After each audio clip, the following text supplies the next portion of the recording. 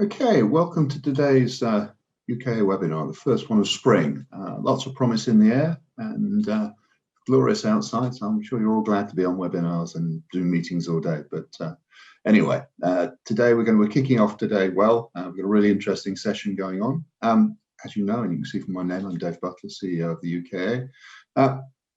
Today our session is called Supercharging Your BTR Development, and we're joined today by three colleagues from Rowdy Studios. I'll hand over to Lisa in a second to introduce people, but just a few housekeeping rules before, a few bits of housekeeping before we kick off. We're recording the session. It'll be available on our website in about 48 hours and potentially elsewhere. I'll talk to you about that later. Q&A, we really want to take lots of Q&A. We want to make this interactive event, so please put your questions on the Q&A or even in the chat section. We'll pick them up as we go along or at the end, depending on how they come through. Today's session called Supercharging Your BTR Development from Rowdy Studios. We send the notes. The BTR sector promises an enhanced lifestyle for Generation Rent, better management, more amenities and higher standards of living. Today we're going to explore that with UK members Rowdy Studios. So at this point I'll hand over to Lisa Clark, who's the founder and MD, and she'll introduce her colleagues and kick the session off. Thank you. Great, thanks Dave, and welcome to everyone, and thanks for joining us today. On our call we have Halian, who is our creative director at Rowdy Studio, and we have Ellis, who is our client partnership director. As David mentioned, we want to talk to you about the building blocks of Build to Rent from a strategic branding perspective and how important and effective it is. As the sector grows, so does competition, and the demands of tenants are already looking for this full brand experience, and that's across all touch points, so it's really important we will touch on that today. In terms of our talk, it's broken into three parts, so we'll have a quick roundup on sector perspective and where we are today. Then we'll talk about how important brand is. We might have a quick break, we'll check in if there's any questions at that point, if people want to ask, and if not, we'll move on quickly to the building blocks and what you need to do, and that will be followed by a case study that we've put together for you to see it in action, and then we'll finish off with any final questions. So Hallie is going to share her screen. And as she's doing that, I'll just give you a quick intro to us, so there's a bit of context. We're Rowdy Studio, as Dave mentioned, and we're an award-winning full-service agency specialising in brand strategy, design and activation. We have been going for 10 years now, and we have offices over in London and Dublin. And we've got a dedicated team made up of strategists, designers, developers, and copywriters.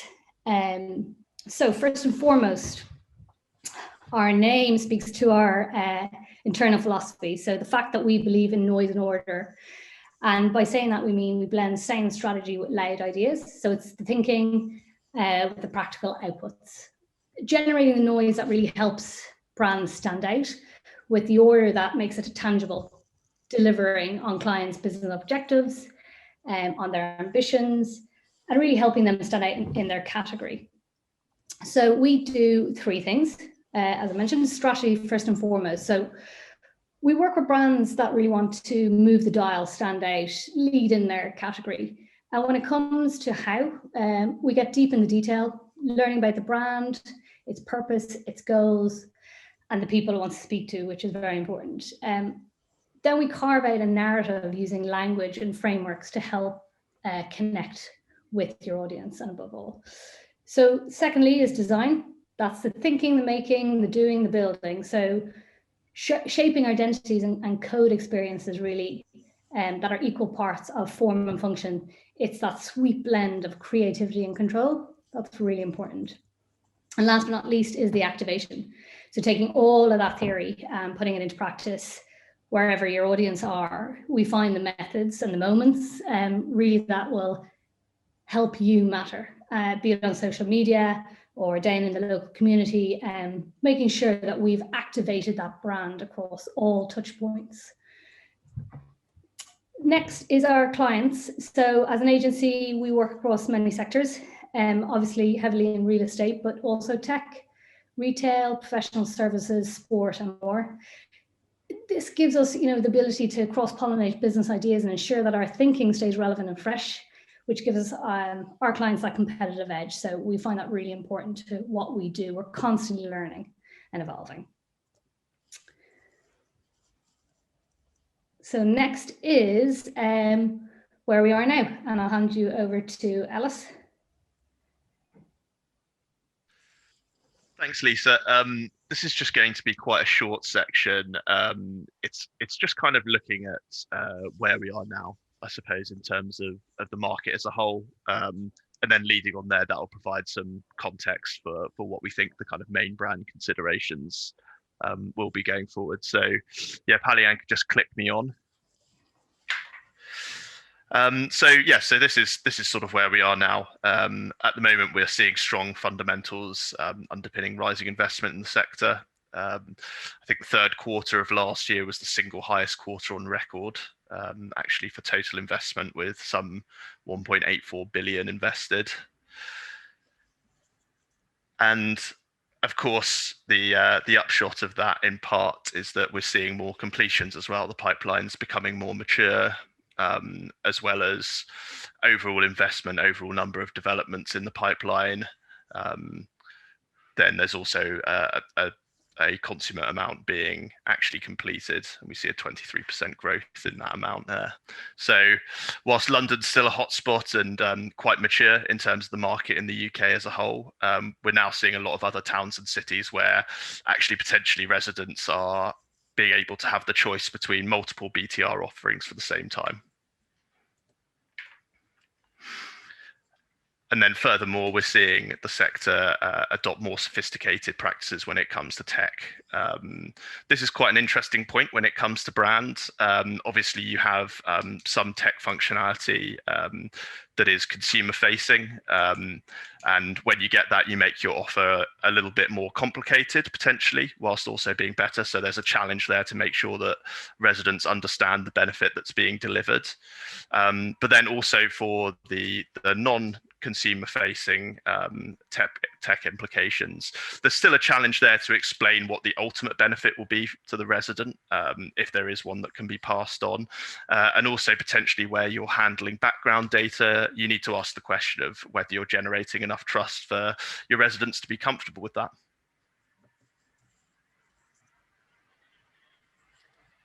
So then I'll pick up from here just to talk a little bit about the role of brand. So good morning, everyone. So a lot of the time we work with clients and businesses, there's kind of an immediate need that kind of pops up. So that might be a logo, it might be some kind of marketing solution, or a new website.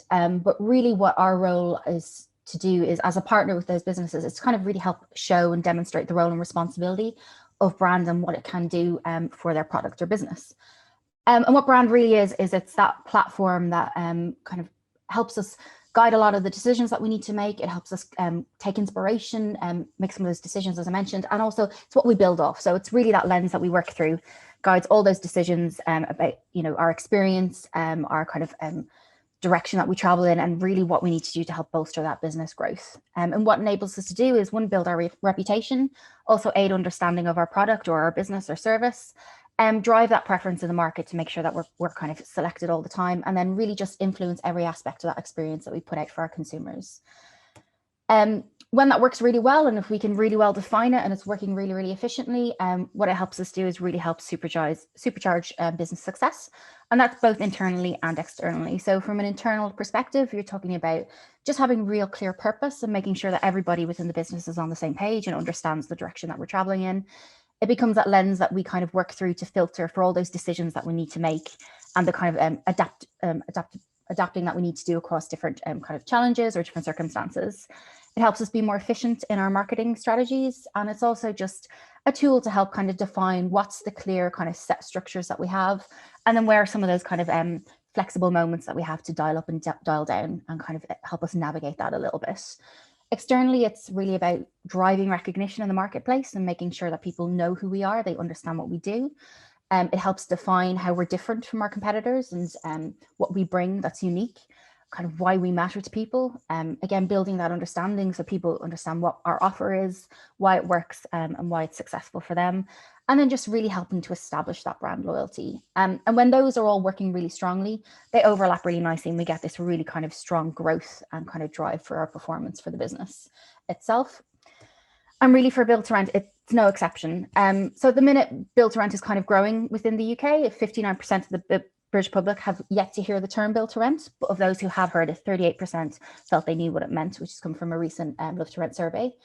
And if we kind of think about brand as it's a bit of a guide and a bit of a compass to how we navigate and understand different offerings. So as a consumer, it's something that really helps us understand kind of maybe a new service or a new marketplace or just an offer from a particular business.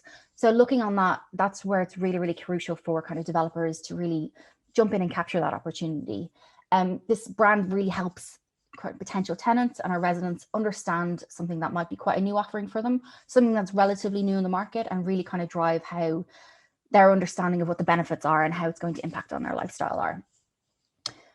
So what are we really talking about when we talk about that, and kind of what are the nuts and bolts that we need to bring to life? So brands are made up of many things. It's the combination of all the different elements that you put out. It's the combination of whether it's your logo, your imagery, color palettes, all of these things, tone of voice, and how they come together and operate as one kind of holistic experience that really kind of bring a brand to life. So whether it's your identity, like Apple is one of the more well-known kind of brands out there, just very simple Apple mark that everybody knows what it stands for and the quality that comes from just seeing that mark itself. Imagery that might be very, very human and very, very friendly, or it might be very, very high fashion and very kind of clean, sophisticated kind of visuals around it. In terms of positioning, we can all think of amazing brands that have those taglines or those kind of positioning lines that really stand up and kind of you remember them for. Nike, Just Do It is kind of one of the more successful.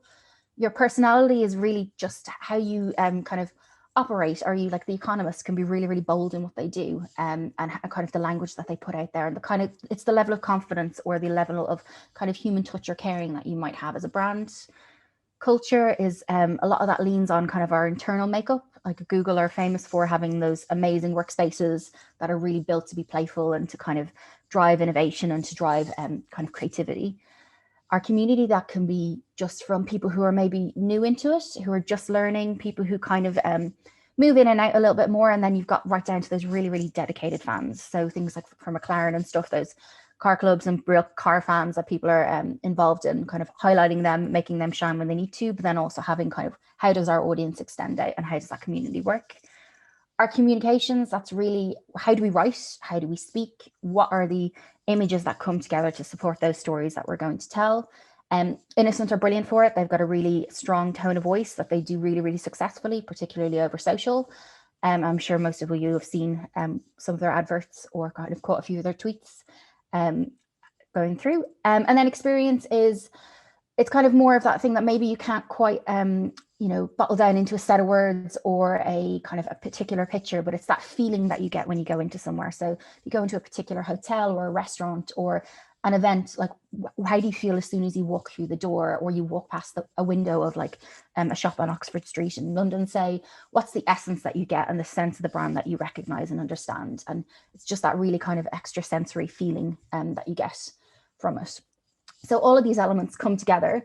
And if you can define them really well and build up all those components, what we do is we really help build that brand and business and move it beyond just the product. So Dove is a really good example. So we've got the product where the functional benefit is it's moisturizer and creates silky smooth skin. The emotional benefit from that, taking it another step forward, is the kind of feeling of beauty, kind of improvement in your own body. And then the social benefit of that is kind of feeling more acceptable, feeling more or feeling accepted, feeling more comfortable in your own skin. And then driving that right down to the human truth of why that matters and why our product matters is that because women deserve to feel naturally beautiful. So Dove did a huge piece of work to kind of drive this and really drill down to get to that kind of essential truth of why this matters and why this is important. And the success of that is obviously seeing like a 3-year sales increase of $2 billion. But also having their kind of their brand awareness, affinity and loyalty become really established and really skyrocket and kind of really, really position themselves at the front of the market for skincare. So what that achieves is that when you can kind of connect with people on an emotional level, and you've got all of those kind of tick points of all the rational choices that are behind it, you kind of become that logical choice. And people really do buy products based on how they make them feel. And people attach to brands in that way. So whether it's something like IKEA, where it's that wonderful everyday and it's very accessible, it's playful, and it's really, really functional. So it's really, really useful to have in your home. Or Disney, where it's just about magic and imagination and being the most magical place on earth and having that kind of, kind of that dream quality to it, and kind of bringing that together, housed across whether it's movies or actual theme parks, and it's through the line on that. Something like Virgin, which might be a bit more bold and daring in what they do. Nike being very much about driving us forward, being very heroic and ambitious, and having that kind of really strong sense of just do it and kind of get on with it. Or it might be something like Audi, which is very much about intellect and kind of wisdom, and they really position themselves as that kind of leader within quite a crowded marketplace. And then it's, when you bring those personalities to life and they're really tied to that really strong position, what it helps you do is build that connection with your audiences, and then they start to understand how it fits into their lives. So something like IKEA, which we've mentioned, they've really got this sense of this idea of, very simple idea of the belief in the beauty of the everyday object and how it can fit into your home and improve your life. All their products are crafted in that to be useful as well as look good. And that really even extends to how they kind of grow and innovate within the business. So using kind of VR sets to help you actually visualize products within your own environment. And it's that kind of next step of like, how do we make this more useful for our consumers? And for the consumer, they see that kind of connection of, they're considering my kind of experience in this process. And it's not just seeing it in isolation in a store. I actually get to see it come to life within my home, within my own decor, and within my own taste as well. So at this point, we'll just see if there's any questions. Thanks, Ali. And I think just, reflecting on that, what we're looking at is really the ingredients that make up a brand back there. And that's applied to any brand, be it built to rent, or in retail or product. It's about understanding each of those ingredients, and actually that narrative and brand proposition that is key to get right at the very beginning, and understanding your audience. And once you've got that nice balance, you really can project out and form a brand that is rich and is going to be effective across the board. So I think we're okay. We can probably continue. There's no major questions so far.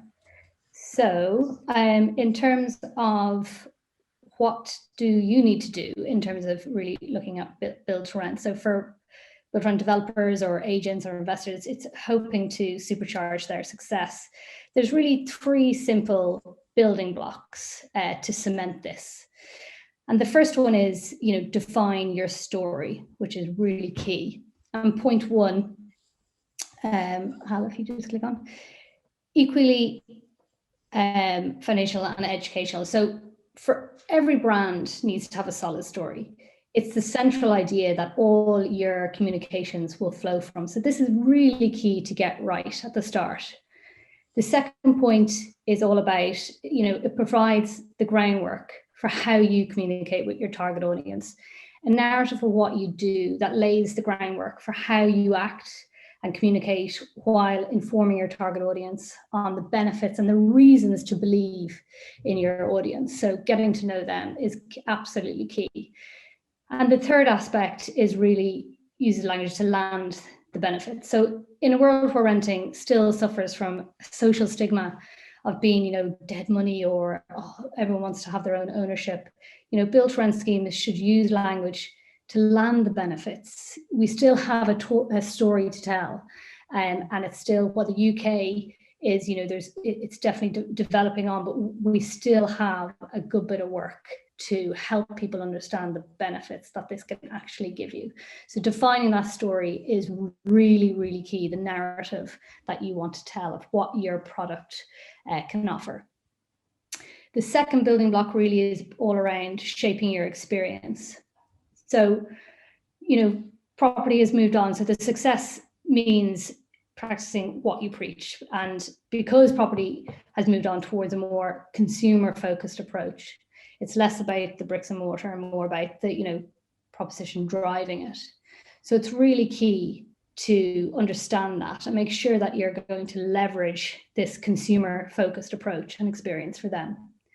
Secondly, activate across every touch point. So for build to rent, we need to go that step further. You've got to activate everything, from the website to that sign up process to the on-site amenities. You know, it is every aspect of this consumer focused product. So you really can't, you know, ignore the little detail. You've got to understand from the ground up. And I think that's really important from when we work with either developers or investors. We want to look at it from a holistic point of view. It's not just, as Hallie was talking about earlier, you know, a logo and how the website's going to look. It's how the user is going to interact with it, which is key. And third point really is around creating an experience to feel consumer first. So consumers are savvy with high expectations now, and that's only going to keep growing as they get to understand build to rent and what's possible. So your brand story is a promise that needs to deliver on every touch point. You can't just say something and not deliver on it. They will want and expect. And as I said, as they get to know the build to rent sector more, the demands will be higher. So you've got to stay on point. And I think Alice touched on it earlier in terms of everything from you know, the digital experience, the sign up experience, the concierge experience, the delivery of parcel experience. Everything, you know, is what they're going to be looking at when they go to choose their preferred scheme. And third building block really is about building a community. And this is what, you know, build to rent is really all about. It is about that community aspect, which is a very new way of living. So with a proposition defined and a consumer experience created, how do you successfully build your community of tenants? So first and foremost is, you know, listen to the needs of your prospective consumers. What do they need from renting right now? Where can you best engage with them? And what kind of outreach do they need to respond to? So I think where we are now and where we're going to be in a few years, and obviously because of COVID and everything, I think people's needs and demands are massively changing. The whole aspect of working from home will continue. So I know a lot of people are putting co-working spaces in, first and foremost planning that now, which is great, and that's definitely going to be needed. So building through listening. And I think we're going into a phase now where we're learning a lot more, and we need to kind of anchor that and build on it. Second point, zigzag accordingly. So being adaptable. Brands need to be ever evolving, listening and tailoring. And that goes down to messages and communications across the board and how you're actually interacting with your tenants. Never sit still, constantly evolving. And lastly, is around flexibility and adaptability to drive trust. So responsive drive, you know, the flexibility and responsive drive deeper connections and trust. So the happier the renter, the more likely they are to stay and recommend. So the retention is high. So if you keep adapting and listening, and coming up with new innovative ways of interacting and different offers, your retention will be high. But it's engaging and answering on those promises that you've built from the ground up. So let us show you it in action. So back over to Hallie. So yeah, we're just going to take you through a case study that we are kind of our ongoing relationship we have with a company called Occu. So Occu are a build to rent offering in Dublin, in Ireland, and run by SW3 Capital, who approached us back in early 2019 to kind of kickstart the project. They kind of were at a really good benefit of the time. They test run a few kind of aspects of the concept already themselves within Dublin, but having the benefit of seeing how the UK market was starting to shift, and the UK market is probably about 18 months ahead of Ireland at the minute in terms of build to rent. They were able to kind of draw on some of the learnings of that and start to kind of build that, so that when they went into the Irish market, they really had a big and as one of the first kind of strong entries into the Irish market, they really wanted to kind of work in a position of being a little bit more of a challenger, bringing it forward and kind of really helping to establish this new generation of renting, and kind of that there is definitely a shift and definitely a change in attitude to it. And they kind of wanted to be the forefront of that and a bit of the leaders. So working with them to develop the name, so kind of focusing around Occu, has a play on Occupy, so it feels a little bit kind of making a stand, but then really switching it so the focus becomes on you. So just taking the first part of occupy, and then finishing with the U instead of the usual spelling, so that it becomes centered around the actual consumer themselves. And then this sense of the kind of better renting that's different, and just really establishing that, you know, Dublin's got quite a tricky rental market at the moment, huge demand, lack of supply, people are very wary of renting situations because there's quite a lot of poor options over there at the minute. So it's really that sense of we're driving this, we're going to make it actually a really strong renting experience, and that's quite different from the offer out there. So sitting within this kind of challenger mindset and building out a positioning, it was really about kind of setting up that new way of this new next generation of renting and how things are changing. So living with Occu is easy if all you have to do is move in, becoming that central kind of ease of access to the brand story. And it's really about forgetting everything you know about renting. It's a broken model. Occu is the new way, easy, seamless, flexible, honest, built around you, no fuss, no faff, and next level service. So creating this kind of very tight, neat story just to help drive everything forward, and then really kind of living up to the expectation that it brings, and driving that across the whole brand. So one of the first kind of steps with that is to really help establish a set of principles that guide the actual internal team themselves, and really kind of help us understand, here's how we're going to make decisions, and here's how we're going to build this brand and make it effective for people, so that when it comes to new people joining the team as we expand, we'll all be able to kind of join on the same page and understand how we're driving this ambition forward. So it's really about solving the right problems, you know, looking to make simplicity feel easy, because simple things should be easy, and they might be quite difficult to actually produce in the graph that goes in there to get them. But once it's solved and once we've got those problems sorted, it should feel quite seamless and feel very easy for people. It's about respect, just for the people within our business, also our residents, and kind of having a collective kind of understanding of that and a collective focus. And then understanding that community needs support. You can't make a community happen overnight. You can provide all the assets it needs, you can provide the spaces, but community is driven by the actual people in it. So how do we support that, and what kind of aspects can we put in place to help that happen?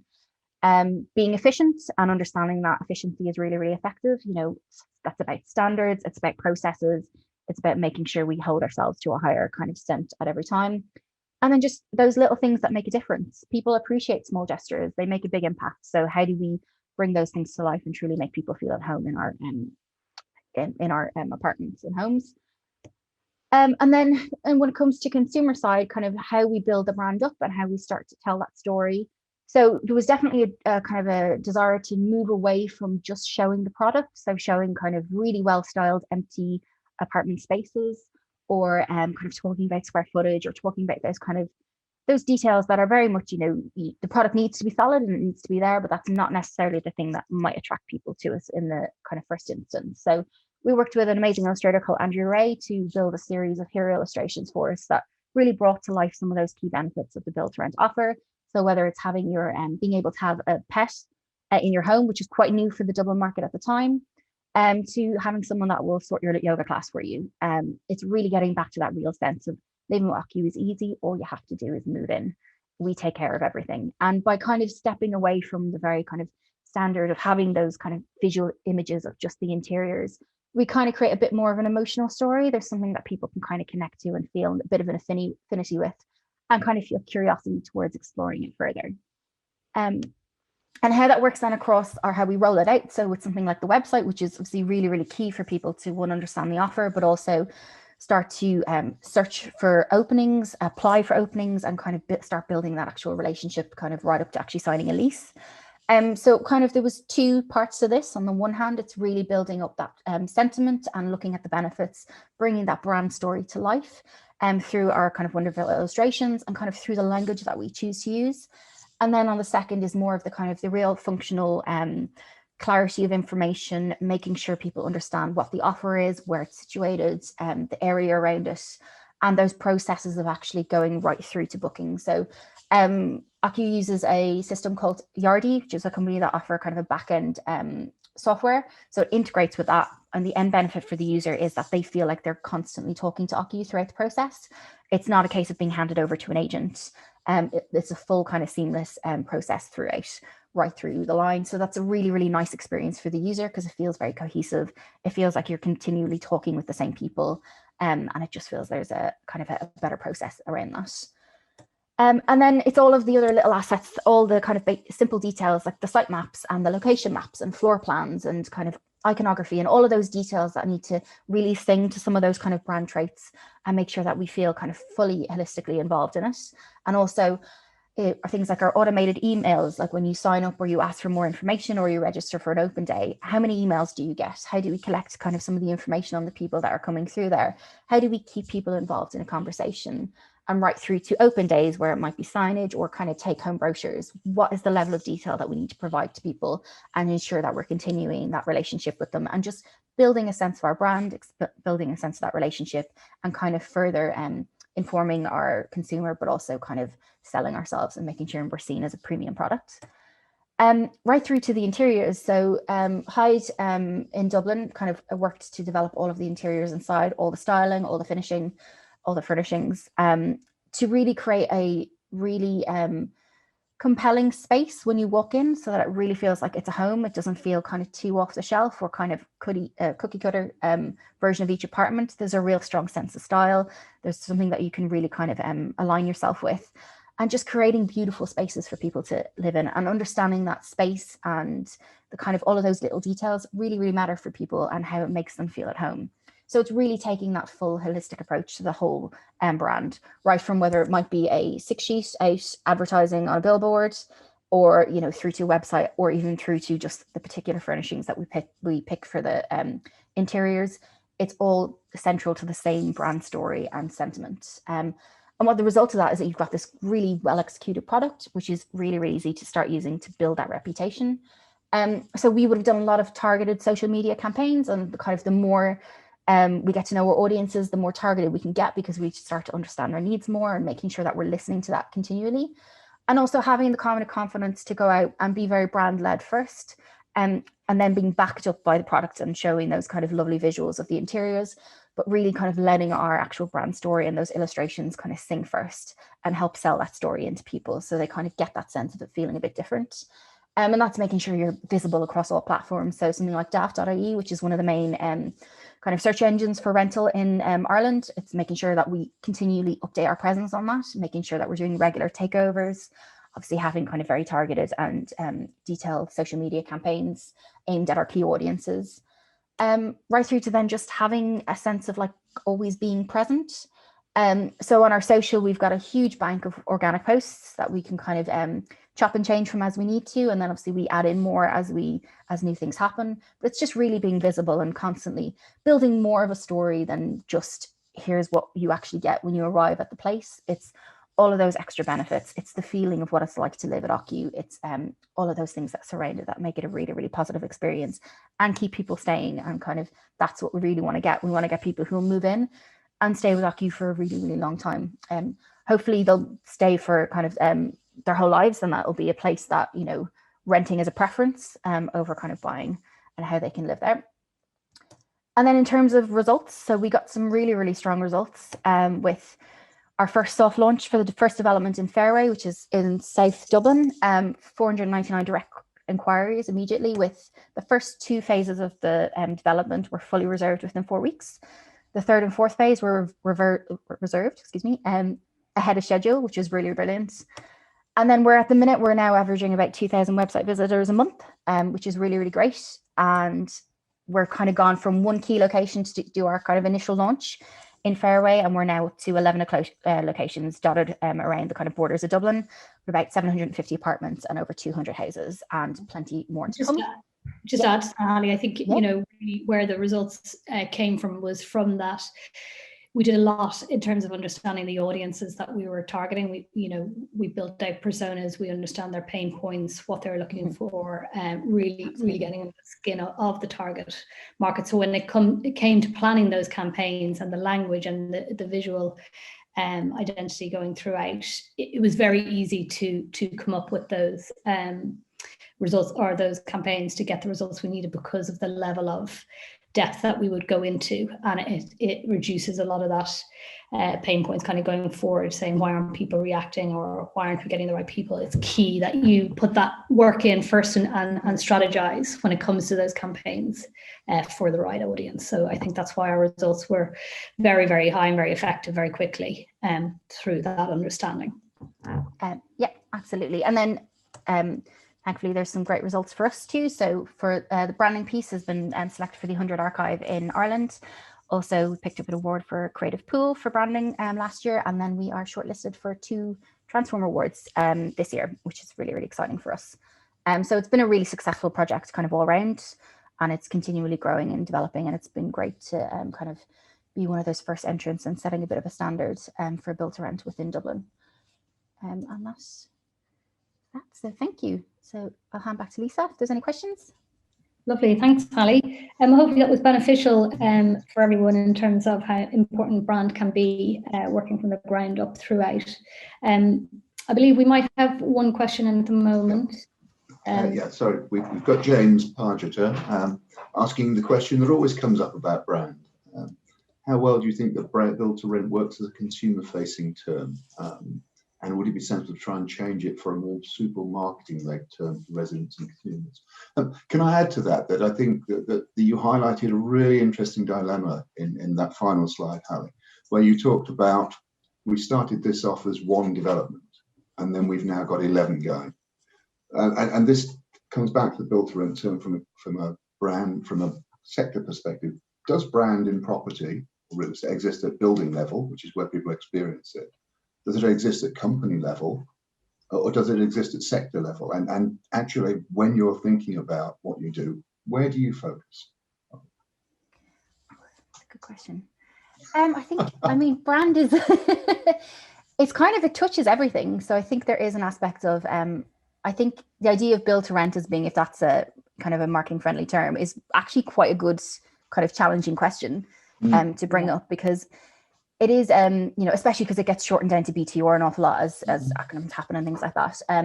It is quite, I think, probably a little bit of a difficult term to get people on board with, you know, but it's also something that maybe not people every day have to know that actual specific term. It's the understanding of what it means and the kind of the actual, you know, what a successful build to rent kind of piece looks like, which is all about it's accessible, it's easy to live in, you've got your services there. There's very little want for, you know, if you need to like go far beyond the actual block that you're living in, you should have an awful lot of services available to you, and building that up, and that kind of experience and the sense of the security with that and the additional benefits that you get from that is the thing that people can really, really tap into. So I think it's probably when it comes to actually marketing out, it's selling it a little bit beyond the actual the kind of words that we'd use kind of behind doors, beyond that way, so people get more of an understanding. And then there's that, as people start to understand that a little bit more, I mean, built to rent, it's quite easy that, you know, it's purpose built for the rental market. That becomes a little bit more easy to navigate. Yeah. Do you want to add to that? I was going, sorry. Go ahead, Alice. Yeah, no, I was going to add to that. I think, yes, in my personal opinion, yeah, it's quite a bad term for customer side marketing. I think if you contrast it to a kind of related asset class, so something like PBSA, for instance, then actually looking at that from a kind of, you know, man on the street perspective, that does actually give you a sense of some of the benefit that's being communicated. People can hear like, okay, purpose-built student accommodation. You know, you're not getting the whole idea of exactly what's being done. But you are getting a sense that, okay, this is accommodation that's been built specifically with students in mind. So I think that there is probably something that we could do to help people understand it. Maybe if it was just purpose-built rental accommodation, people would understand it a bit more, and help to understand it as kind of being an upgrade on the existing sort of failed buy-to-let market. But can I challenge you quite back, Ellis, that I'm not sure that in purpose-built and built to is. The thing that you've been highlighting all through this is about experience and the nature of experience. And I worry that the terms built to rent and even purpose-built student accommodation don't actually speak to that experience. And I actually, large part of me just says, gosh, this is a problem that's an internal one for us. I don't know how many people on the street actually worry about the why we build stuff. But anyway, I think that it's a bit of a, thank you, James, it's a bit of a rabbit hole, this one, to go down, and it's one that perplexes people in the industry far more, I suspect, than it perplexes potential customers. I wonder, you know, in time as well, is built to rent. I think it'll always sit there. It's kind of that, it almost says what it does on the tin, but people's I think as it becomes more known and kind of, well versed in terms of people's lifestyle and living, the brands themselves will take over. And I think something like Occu, it becomes that, it won't be, oh, that's built around it. So, oh, we heard, Occu, oh, Occu is great because of it. It gives you this, it gives you this. So they'll talk about the brands more in time to overcome that. But it is I think it's a term bound around within the industry amongst us who are working within it. But as consumer facing, it's definitely something that will grow and develop, I think, and become something else like some names do, like Google, and they become their own. Yeah, we were talking about that actually just the other day, about how you get to that point in where, like say with co-working spaces and stuff with WeWork, once WeWork kind of took over and set that kind of standard on that platform a little bit, what people were able to kind of associate it with, it's like, oh, it's like a WeWork type thing. So people's understanding of it come from a brand that kind of sets a standard and sets that kind of leading position to kind of come in. So that kind of helps develop it out a little bit. But whether, people associate it with the technical terms that we use in the background, or whether it becomes something that its own language starts to develop within the consumer market itself. I'm not entirely sure we want to be too associated with WeWork. No. You know what it is. Yes. Then people come out and they challenge it and they make it better and they push it and they set new standards, and it grows in that way, which is really good. They're very visible. Yeah, exactly. So it used to be. So we've got some nice, interesting questions here. I mean, Galen has asked the same thing I think we talked about earlier, which is what's the difference between brand at a company level and brand at a property level? Is there a distinction from your perspective? I think that depends whether the property sits underneath another brand. It's an architecture question, really. If it sits under a broader sort of all-encompassing multi-scheme brand like Occu, then that would be one thing. If it's a standalone build-to-rent proposition, then that's another thing. In that case, then we would expect essentially the development to really, really dive a lot more into that specific location, the community, and the benefits that it's offering therein. So we start to get, from a naming perspective, it'd probably be a lot more related to that locale and possibly the kind of history and context of that. And also it would play a lot more off the kind of established culture that you'd expect from the area that it's located. If you're talking about a individual development, but one that sits under a broader brand, then that can be an interesting challenge, because you do want to provide some level of flexibility to be able to differentiate between different locations. And actually, if you want to maybe create a kind of a subset, then you may even end up creating kind of two different branding streams under your main brand. Perhaps one of which is more rural or suburban, maybe an SBTR offering. Maybe one is more sort of multifamily, urban focused. That's the difference. You have to kind of, I suppose, look at the elements where you can build flex underneath the main brand while still maintaining a kind of fidelity to the core principles that you've put in place in your story and your proposition. A really interesting question here from Cyril, which is a bit of a follow-on one from that, and Cyril West always asks challenging questions. So, is there any evidence that the consumers are recognising particular BTR brands yet? I mean, on a general market level, they're probably too small, but I wonder what your work with Occu actually showed in terms of brand recognition. Yeah, I definitely think the market's still very small, especially in Dublin. It really is. So from an Ireland perspective, in terms of Occu, it's definitely got a lot of attention, being the first in the market, and I think the approach we took with it.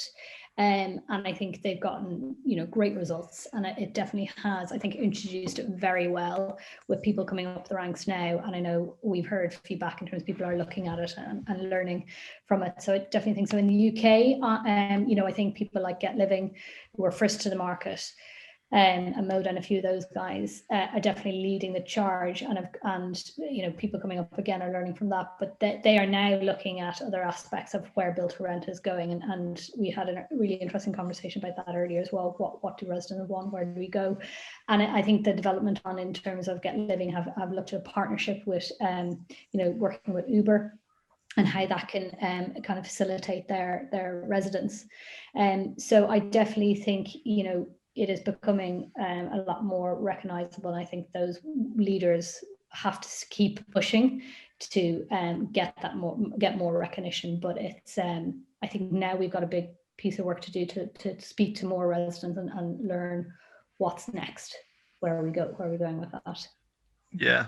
My own kind of anecdotal evidence and speaking to a lot of people, I suppose, kind of on the street. Also, my own friends, many of whom would be in a kind of, I guess, the classic category for targeting here, would be that actually they're probably aware of some BTR brands, but they're not really aware of them of being part of this sort of this overall asset class, and this kind of class that has, perhaps comparable offerings. So they might have heard, as Lisa said, of a Get Living. I know a number of them live in Stratford at the moment, but then they wouldn't be aware that there are other developments that might have a kind of comparable approach as well. Thanks. We've got a few more questions coming in. Interesting one which you touched on just now, I think, Lisa, which is from Suzanne Knight. It says, what role do you think partnerships and collaborations play in brand? And I know that's both a technical question and a conceptual question, isn't it, about how you align people? So I don't know what your thoughts are on that. Yeah, I think there definitely is. I think that we'll see this more evident in the future as well, as it's kind of progressing. But there is partnership, because as well, not from the start, from a brand perspective, there may not be, like for Occu, that they want to manage the whole, all the services and the whole aspect. But when people start off the ground, they don't have that maybe technology or whatever is in place. So, a partnership with Rowdy was really beneficial, because they could take a lot of that off, but still be seen as Occu as well, as until they get that process up and running and learn a little bit more about it. So I think partnership and collaboration is key until you can get those aspects that you want to own yourself in place and build on that, because it's, everyone's kind of evolving and learning. And then there's other types of partnerships, definitely, like I said, even with Get Living, in terms of what else you can provide in terms of Uber. So yeah, I think it's a great way to extend the experience as well, as Lisa said.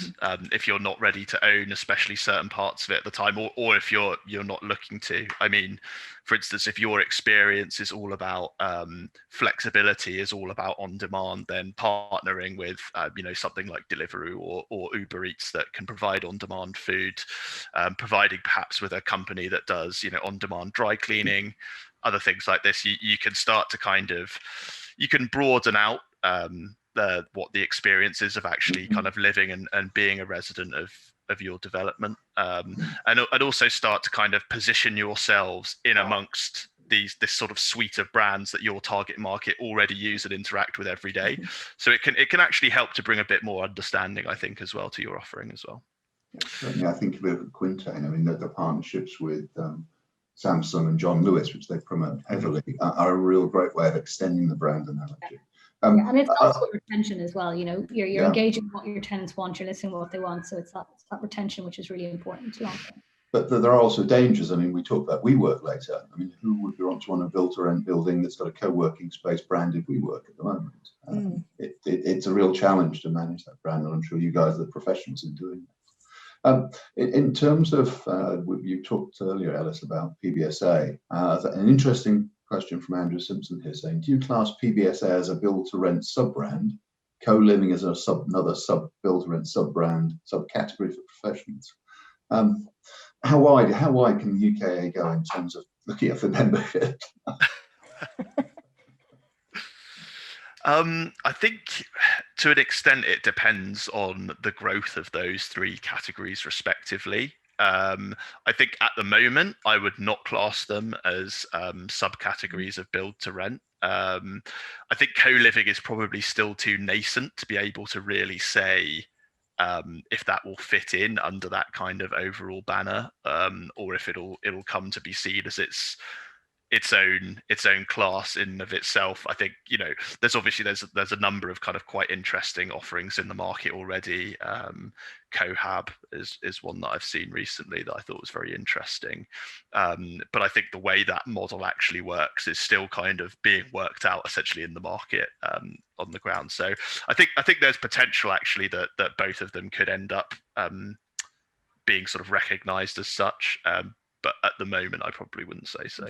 No, I'd say their offerings are quite different and their needs at the moment. I guess, I mean, what does that say us about what the word brand means? And, you know, does it matter we call someone a sub-brand of another? Does it imply something about how the way they're operated or managed? Or is it about recognition in the eyes of the consumer? I just don't know what in that sense, how far we want to extend the sense of brand. But again, well, it's very 360 and holistic, I think, as Hallie was saying earlier. I mean, one of the things that we often forget about brand is that, you know, brand exists for your investors as well. It exists for your corporate stakeholders also, and so kind of being able to understand different asset classes as they relate brand wise in that respect is important as well. And then how it breaks out to the public is sort of a separate but related question. So the whole has to make sense together, but also it can wear many faces. Yeah, absolutely. Galen Bell's asked another question. Perhaps I can push over to you, Lisa and Haley again, which touches on something you talked about earlier. How will you extend the brand experience in the letting process to the ongoing management while they're residents? From my mind, can you control all the variables that a resident experiences to deliver a consistent brand experience? Yeah, I think if I'm understanding correctly, in terms of when they become residents, it's that ongoing brand experience. Yeah. I think that's really key, because that is what we're talking about in terms of community, building that community. There has to be this way. Build to Rent is a lifestyle brand, a way of living. So there needs to be that engagement, and the engagement is up to the tenant how much they want to be involved. You're not going to overrun them with events and things they come along to, but it's giving them the opportunity. And I think how it's built, like we said earlier, it's about these ingredients, and you have to be flexible. So when you're also going from a developer investment point of view, when you're looking at the scheme, looking at the usage is key. What one space might do during the day might do something at night, giving that, again, opportunity to mix it up. And that it's that brand experience kind of coming through. They're very much down to the detail.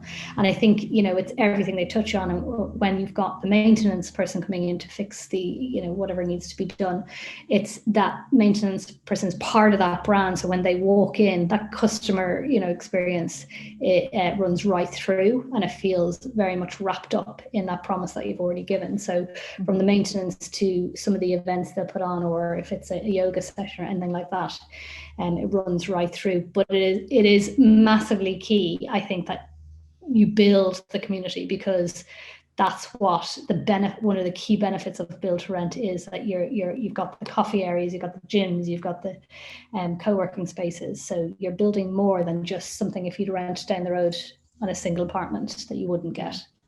So I think that has to be brought into the experience, indeed, and be thought of from the beginning. Yeah, and understanding how that kind of central brand story is going to live beyond just getting the resident in and getting the lease signed. It's building on. So, while you might have these great facilities, a team needs to run them, and there needs to be the continual building of the opportunity and, offering to the residents there. So how do we do that? What are the stories, the narratives, the language that we use to help build that? Is there kind of mini sub-brands within the actual brand itself to kind of help sell them a little bit more? Are they slightly, if it's a large co-working space, is it slightly public facing as well? Like what are the kind of structures that we need to build in place there to continue to build it, and keep the team on the same page, so that everyone who works within that building works for the same brand, and they kind of understand what it all means together. You're absolutely right. I think those things are crucial. The things that I struggle with, though, is how do I measure community? How do I know that my brand is being delivered? Do you have a mechanism for doing that? I think engagement in terms of constantly listening. So how are you going to listen to your tenants, and that's through forms of engagement. So there's lots of there is ways of doing it through platforms, and you can have residents logging into apps and having community on there, having conversations on there. So that's something that is either off the shelf, or you can build to cater to that, for those that want to engage. And you can see by the level of engagement, but also having surveys or anything that you can do that isn't too bombarding on your tenants, but are willing to get that feedback. And I know, like Occu would hold, like in the summer they would hold a barbecue, and they themselves would come down and engage. So you've got to be part of that as well to actually hear. And if you then got depending on your staff, you've got that management kind of coming in and constantly talking. So I think there is ways of, there's human kind of measuring, going in and actually listening. There's the technology aspect that you can lean on and pull from that, which I think is really important. Yeah, I think there's an element of flexibility as well in that listening. If you're actively listening to your kind of residents that are in there, particularly if you've got multiple locations, every location is going to have a different sense of community. So you might have one community that is big on the gym and exercise and all of those. You might have one that's maybe a lot more family based, where playgrounds and different things are a lot more important. So how do you make sure you give those locations a bit of license to adapt based on the needs, and just kind of make sure that you've got that kind of understanding across the board, that there is that customer first approach is about actually acting on what you've heard. I think absolutely crucial. That need for flexibility and active listening is central to me. I mean, platforms are fine and measuring engagement is fine, but I think it's the human piece that delivers the experience. Just two questions. I'm conscious of 3 minutes to go. Two questions in front of us. One from Sebastian Moritz. What measures are you suggesting to maintain the brand standards over time? I don't know. Have we covered that, or is that something you'd want to speak to? I think it's leaning on that, getting feedback, listening, paying attention to it. But I think having just regular check-ins, maintaining, good, there's, simple processes like good guidelines and good standards, and, making sure there's a central point of kind of brand guardianship as it's going forward. But just having those review points, particularly with growth, because growth can happen very, very quickly. And problems need to get solved quite quickly, and, things move forward at quite pace. So just setting aside those times to just really check in and make sure everything is still as expected. Yeah, I think to just spring off that is having a good partnership with an agency that you work with. So we continually work with Occu and our clients within the sector, because we are very key on that brand guardianship, and we put measurements in place to ensure that they have the tools if they need to go out and do something. They have the tools already to do it, and it's kept very much on brand. But anything new or anything needs to be discussed, we're on hand to be reactive in that respect. Yeah. It's 10:59 now, and although we've got one more question, I think it's such a big one that I'll pass on it. An anonymous attendee has said, do you think the involvement of traditional high street agents is increasing or diminishing in the new wave of BTR? I think that's probably a little bit unfair to put onto a brand agency, but maybe it's a good topic for another webinar. And so it's now, we're coming to the end, and I'd just like to say, Hallie-Anne and Lisa, Ellis, are there any final remarks you'd want to give before we close today? No, just thank you for hosting us, and thanks to everyone for logging in and for the great questions. Hopefully it's been beneficial, and if anyone has any further questions they want to take offline, please get in touch. Our website is rowdystudio.com, and you can get me at lisa@rowdystudio.com, and I would happily discuss any needs that anyone has or any further questions they might have. Okay, well, thank you. Well, can I say thank you, Hallie, thank you, Lisa, thank you, Ellis, for a really engaging and challenging conversation. Brand for me is, as you can tell, an area of real fascination, and one that I think is going to drive the sector forward in a way that perhaps traditional commercial real estate really doesn't yet grasp. So again, thank you guys, and thank you to everyone for joining us. Glad you enjoyed it. Thank you for the positive feedback in the chat. That's great. Just to let you know, I say that the recording will be available on our website shortly. And for those of you who know about Unisu, the global event platform. We'll be putting information on there shortly. Also on that platform on Friday, we're running our Sustainability Summit. I do hope all of you will join us on that. Sustainability is an absolutely key trend in 2021. And we've got 7 hours, 15 sessions across 3 channels, ranging from Moda, who name-checked a few times ago about talking about their sustainability strategy, to LNG, talking about their investment strategy. And we're learning from East Village, again, mentioned today about the first refresh being carried out there and what's been learned in terms of sustainability there.